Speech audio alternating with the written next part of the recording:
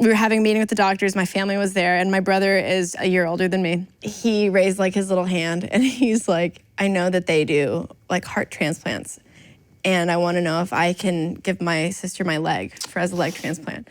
That was the reaction of every adult. Everybody's like, oh my God, just that's so amazing. Sweet. And my brother looks over to me and he's like, I want the robot leg. And of course, as a little sister, I'm like, no, I want the robot leg. That's amazing. Like, he's like, I want that robot leg. That's amazing.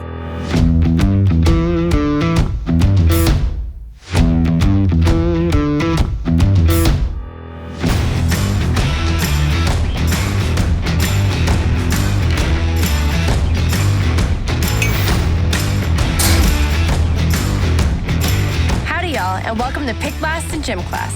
This week, I'm joined by Andrew McMahon, best known as the piano-playing frontman of bands Something Corporate, Jack's Mannequin, and Andrew McMahon in the Wilderness. Thanks for being here. Thanks for having me.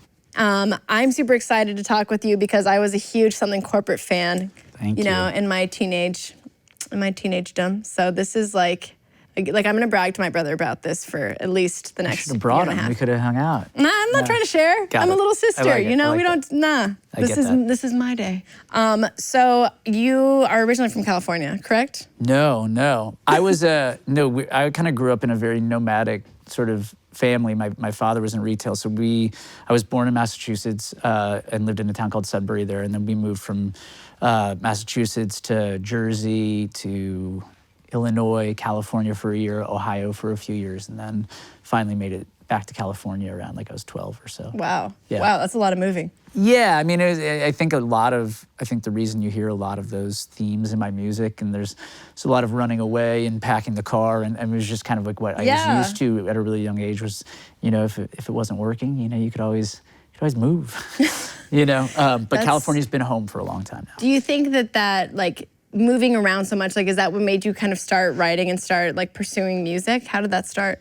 Yeah, I mean, I started writing when I was 9, and it was on my first move to California. We moved to California. My mom's brother passed away. He had melanoma, and I'd always been like the arts. Like when I got asked to do this, and it was called Pick Last in Gym Class, I was like, that's perfect for me because I always was. I had 4 older brothers. I was not the athlete. Yeah, I had 4 older brothers and sisters who were just amazing athletes, and I was definitely not. I was the kid who was like writing poetry when I was in the 2nd grade, and music and learning the piano.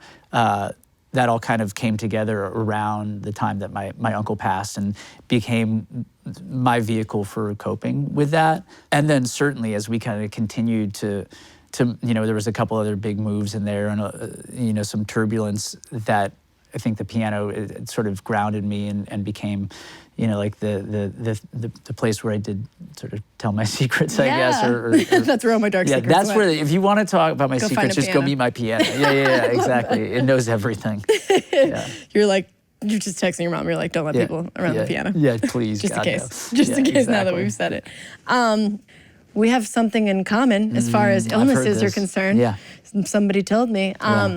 You were diagnosed at one point in your life with leukemia. That's right. Tell me your cancer story. Let's hear the cancer story. I mean, it sort of happened in the middle of what would have been like the first sort of big career change for me. So right on the tail end of Something Corporate, after we had put out sort of our last record and gone on a hiatus, which at that point was a hiatus. There was still talk about getting back together, but we were all a little burnt on each other at the time. I started Jack's Mannequin, wrote this record that I was like really in love with, and decided I was going to release it and give it a name and the whole thing. And it was on the first tour, sort of like where we had, like I got back in the van and put a new band together, and we sort of, because I was really self-conscious about this idea of like going solo, you know, like I didn't give it my name and we didn't really promote it. We just kind of grassroots, like got in the van and started playing these small shows.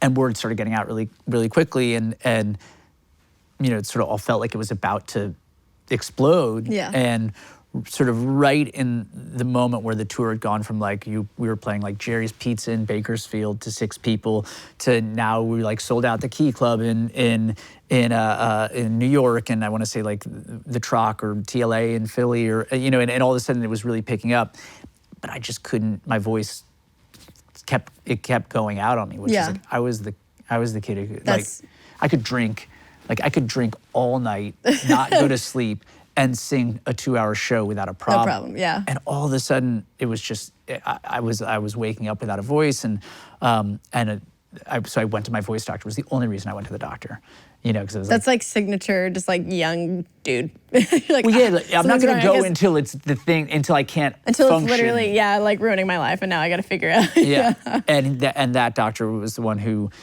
took my blood work, and then when the sort of blood work came back, he called me and was just like, hospital now, I've called, like there's a team waiting for you. And I was just like, wow, okay. Did he throw the L word? Did he throw the C word around on the phone? Or did he wait for you? No, well, so when he told me where I was going, that's when I found out. Well, I mean, they basically just said, he said that I was going to like a hematology oncology. Yeah, he's like, go to the oncology. And you're like, what's oncology? Yeah, I mean, I knew from having the family history. Yeah, with your uncle, yeah. Yeah, and so, and I knew it was really bad because he had called so many times and I had ignored so many phone calls, and finally it was like, it's like this can't wait.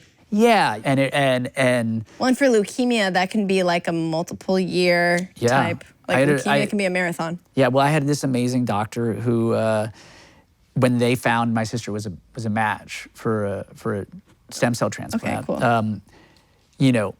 He was like, I can't tell you to do this, but I think that this is your like magic bullet, and we met. I mean, I can tell you, we went to a handful of very high, like cream of the crop hospitals for second opinions, and I didn't get that feedback from them. Yeah. They were like, the protocol is you're going to do a 3-year chemo regimen, and I, to this day, I mean, I just have so much respect for this doctor because he treated me as as a person, not as like this is what you're. Yeah, it's like these are the rules. This is what you have, and this is how you treat it. Totally. And his whole thing was, he felt like with my constitution and with my, sort of my passion and with this great hand of having like a perfect match, he's like, this is a bat worth swinging, and we did, and it saved my life, and it also got me back to work probably faster than I should have. Yeah. Hey, well,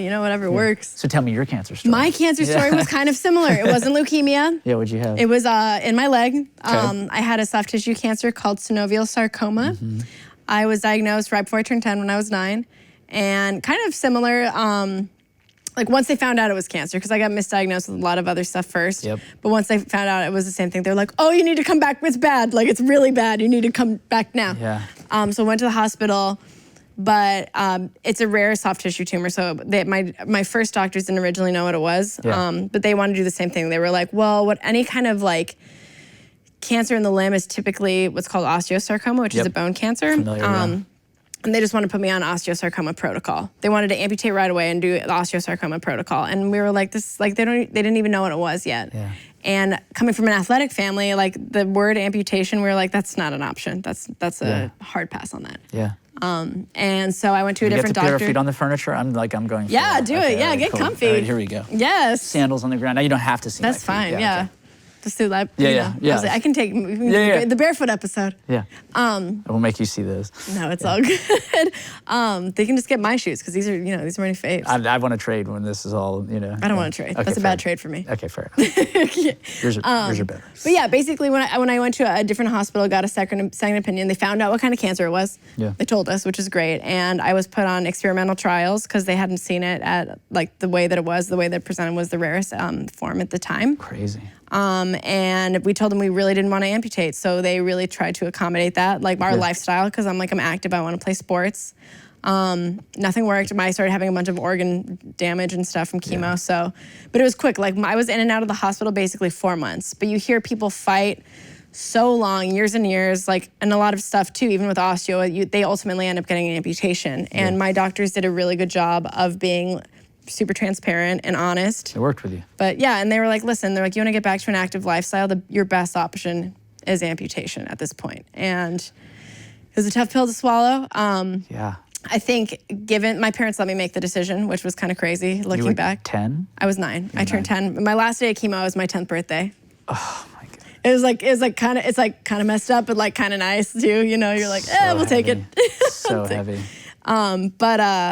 Yeah, they let me make the decision. And I think, honestly, at that age, like, if you're gonna get cancer, 9 is not a bad time to have cancer. You know, it's like, it's weird because like they're like, this is serious. Like we talked about dying, we talked about that stuff. But I think like when you're 9, like you understand it, but you don't have the emotional baggage that you have, like that you accumulate as you get older. Of course. So when it just was very simple. It's like, oh, I'm sick now, but when you're sick, you're just sick for a little bit and then you get better. Yeah. And then it was like, well, the amputation thing, and I was just like, well, this leg's made me sick. If I'm gonna get better, then I guess I'll just have to do that. Like, and at that point, like I was tired of being sick. And it's a weird experience, like having survived cancer. I don't know if like maybe you felt this way, but it's like I almost feel like the person, there's really no good way to say this. So I'm gonna say it the bad way. I'm gonna say it the bad way first. I like it.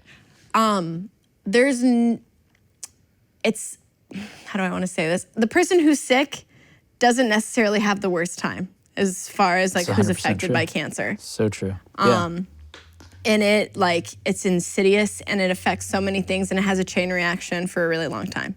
Yeah, I mean, I think, you know, for me, I mean, obviously the whole family gets it, but on top of it, I think that the trick of that is that, you know, we prop up the patients and survivors, you know, we make heroes out of them. And you absolutely should, Yeah, and which is, you know, which is understandable. But the thing that I think just gets missed in the larger conversation about illness in general and trauma, I think in general, is just that the people that are closest to those who are directly in the middle of it, not only are they sort of required to be the caretakers, right? But there are no caretakers for the caretakers, you know, and there's no glory in the caretaking, you know, and you know, it's a big platform about like what I do with my charity is like we have retreats 4 times a year for not just the survivors, but for their partners, spouses, their advocates. Because, you know, what my wife and I found, you know, we were married in the middle of all of it. You know, I got engaged. Your time management skills. Yeah, no. So, well, you know, we actually had this conversation though recently. It's like, you know, because I think everything is, you know, obviously you were younger, but you know what this feeling is. It's that you crystallize as sort of what's most valuable. Yeah. And life hits hard, and you're like, oh, we need to make moves now. Yeah, and I think all of the sort of nonsense and the things that don't really bring value to your life and that aren't most, you know, deeply kind of connected to your being fall away, you know, and so the real friends and the real family and the moments that you want to make and the laughs you want to have, you do those things, you know, and so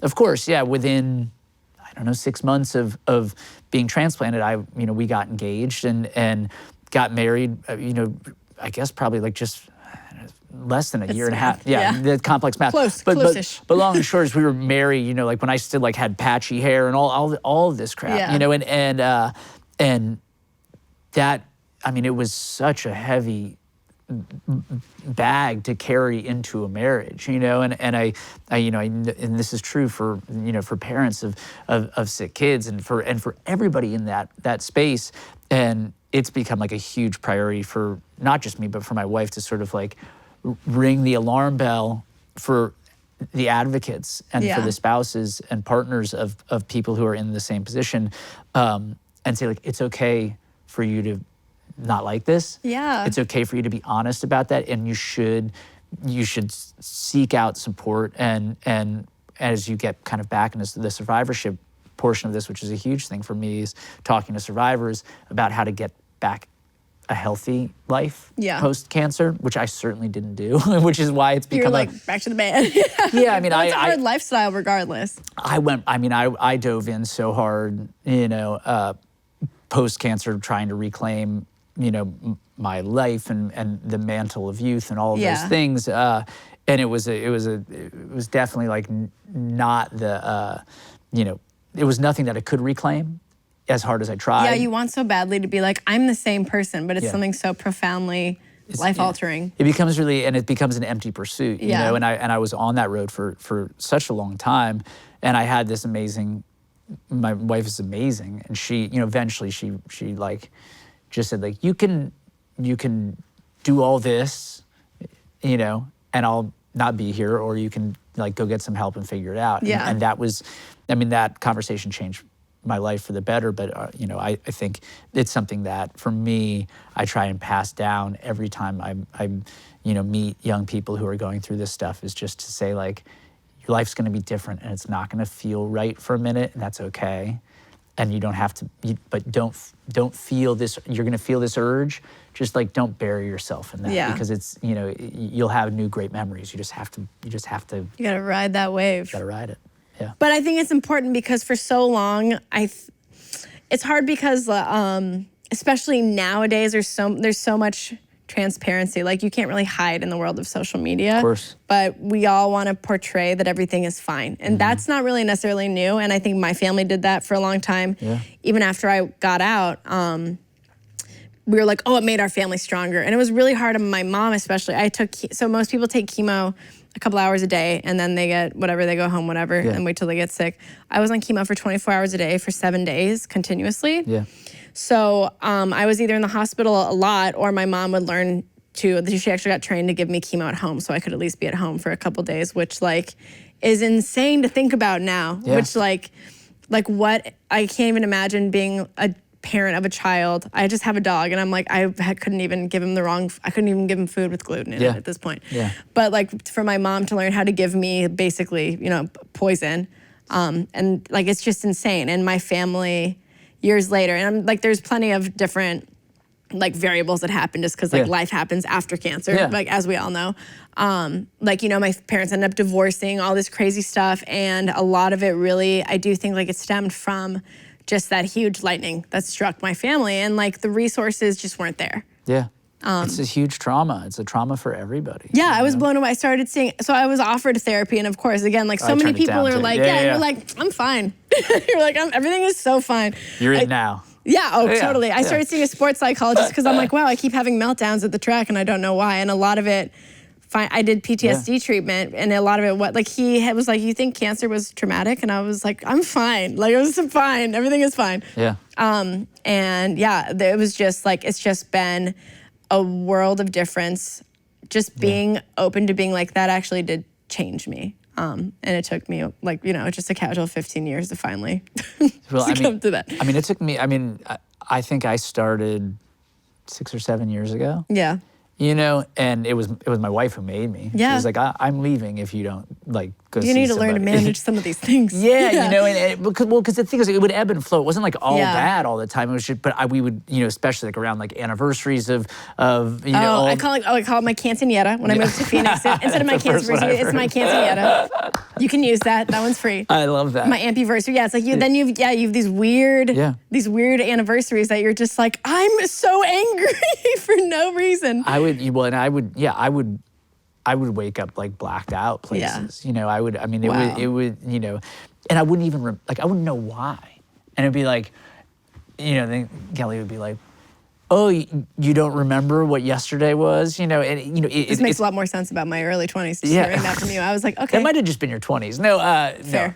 No, fair. But that was, that was the thing. And so I turned it out. I was the last guy on earth. But it's the number one thing I tell people when they're in treatment. You know, it's like, you're probably not a therapy person. Most young people aren't. No. But like, this is good. You know, and you know, if I can say that, who is like literally, I could not have been more anti, and it changed my life. Yeah. You know? And I'm very grateful for it. And I hope the stigma just goes further and further out the door as we continue to progress in this insane modern world. Yeah, there are a couple good things that, you know, that are coming through with mental health, and just like, you know, being like, this is an important thing to take care of. Yeah, it's so important. The thing that my wife said that I think is just, you know, it hit me like a ton of bricks. She said, like, you know, there was just no roadmap for this, you know, and I'm not saying every case is the same, but there should be a roadmap. Yeah, at least tools, yeah. Because you were 9 and I was 22,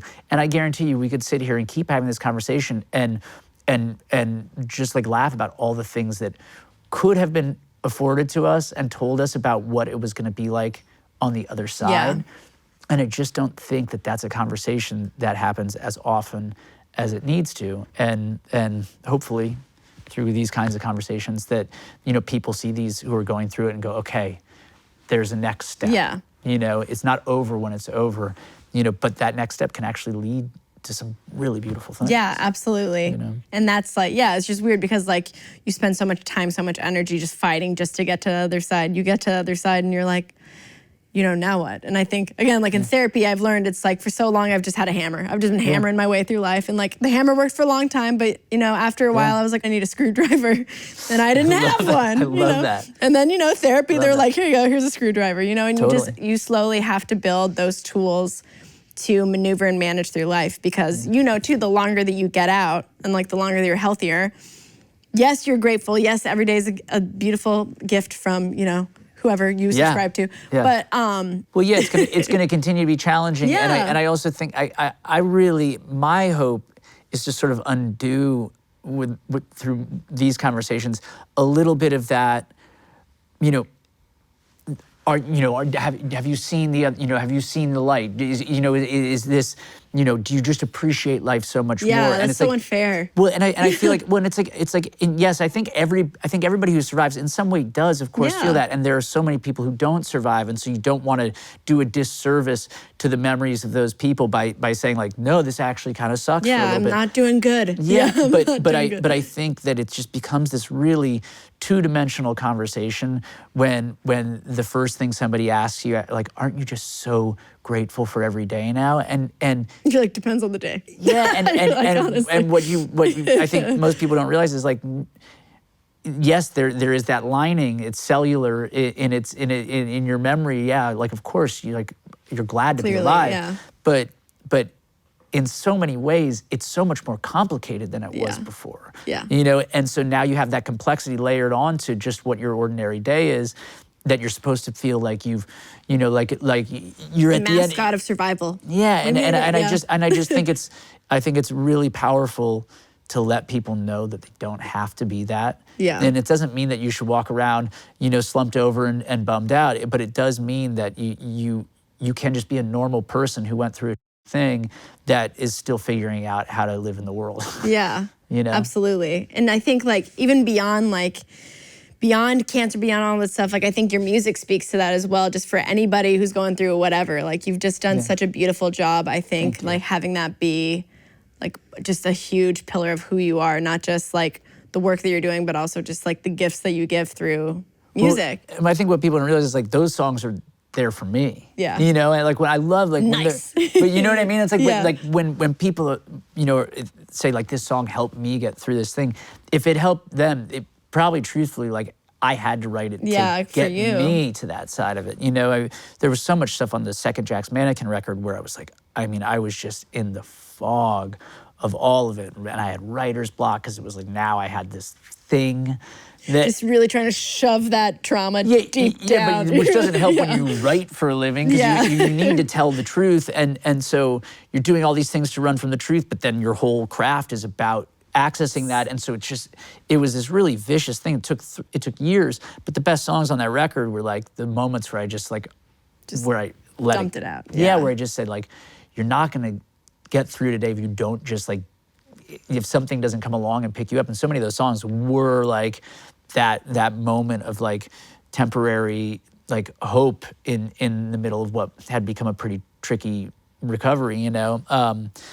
And that's what but I mean, that's what the songs have always been. I mean, that's why I started writing, was because I lost someone to cancer. I mean, it's this crazy full circle that's where that's where I put all of my sort of my chips for coping all are loaded into that piano. Yeah, that was your hammer. That's my hammer. Yeah, you know? that was your hammer for a long time. Yeah, and sometimes my screwdriver, and sometimes I'm beating my head against it. Power drill, So sometimes a drill, it's beating you up.